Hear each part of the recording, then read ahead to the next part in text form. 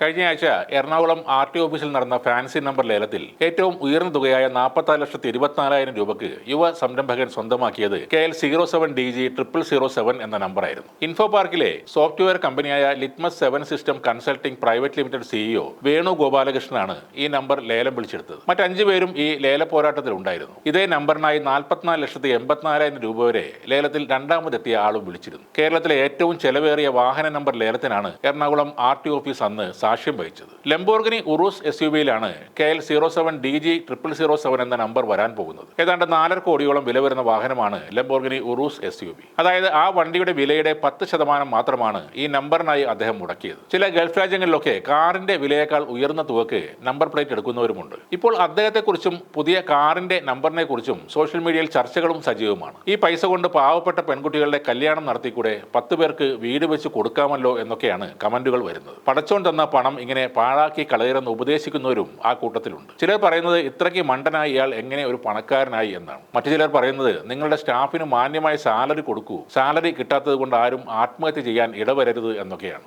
എന്തിനാണ് ഈ മനുഷ്യനെ കുറ്റം പറയുന്നതെന്ന് മനസ്സിലാവുന്നില്ല. അയാൾ സ്വന്തമായി അധ്വാനിച്ചുണ്ടാക്കിയ കാശാണ്. പുള്ളി അതുകൊണ്ട് വണ്ടിയോ വില കൂടിയ നമ്പർ പ്ലേറ്റോ ഒക്കെ വാങ്ങും. ചിലപ്പോൾ വെറുതെ കളഞ്ഞെന്നും വരും. അയാളുടെ കയ്യിലെ പണം ഇഷ്ടം പോലെ അയാൾക്ക് ചെലവാക്കാം. വാസ്തവത്തിൽ ഇത് കാരണം നമ്മുടെ സംസ്ഥാനത്തിന് 45 ലക്ഷം രൂപ കിട്ടുന്നുണ്ട്. അത് മറ്റ് ആവശ്യങ്ങൾക്കായി സർക്കാരിന് ഉപയോഗിക്കുകയും ചെയ്യാം. പിന്നെ ഈ 45 ലക്ഷം രൂപ ഒന്നും കാണാതെ ഒരു ബിസിനസ്സുകാരൻ ഇറക്കുന്നതല്ല.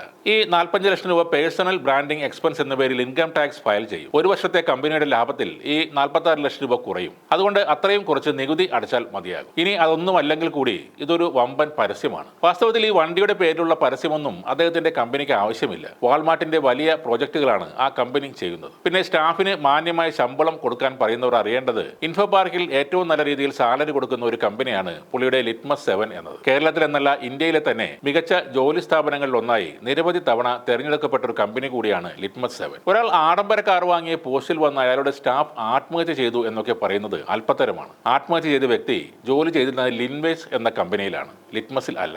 ഇൻഫോ പാർക്കിന് പുറത്ത് അധികമൊന്നും അറിയപ്പെടാതിരുന്ന വേണു ഗോപാലകൃഷ്ണനും ആ കമ്പനിയും ഇപ്പോൾ കൂടുതൽ ആളുകൾ അറിയുകയാണ്. അവർ ചെയ്യുന്ന ബിസിനസ് എന്താണെന്നും ആ കമ്പനിയിലെ വർക്കിംഗ് അറ്റ്മോസ്ഫിയർ എന്താണെന്നും ആളുകൾ മനസ്സിലാക്കുന്നു. അതുതന്നെയാണ് ആ 46 ലക്ഷം മുടക്കിയത് കൊണ്ടുള്ള ചില നേട്ടങ്ങൾ.